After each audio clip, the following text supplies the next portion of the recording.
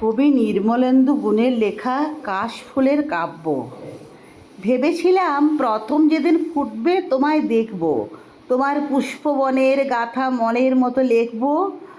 তখন কালো কাজল মেঘ তো ব্যস্ত ছিল ছুটতে, ভেবেছিলাম কদিন আরও যাবে তোমায় ফুটতে।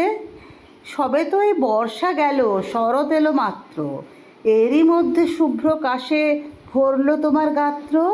ক্ষেতের আলে, নদীর কূলে, পুকুরের ওই পাড়টায় হঠাৎ দেখি কাশ ফুটেছে বাঁশবনের ওই ধারটায়।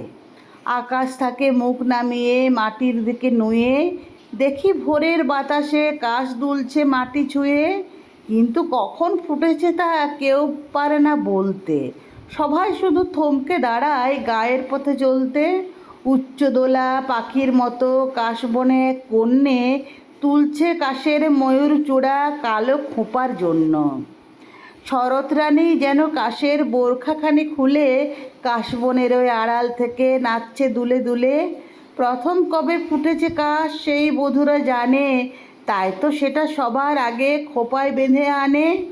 ইচ্ছে করে ডেকে বলি, ওগো কাশের মেয়ে, আজকে আমার চোখ জুড়ালো তোমার দেখা পেয়ে। তোমার হাতে বন্দি আমার ভালোবাসার কাশ, তাই তো আমি এই শরতে তোমার কৃতদাস। ভালোবাসা কাব্য শুনে কাশ ঝরেছে যেই, দেখি আমার শরৎ রানী কাশবনেতে নেই।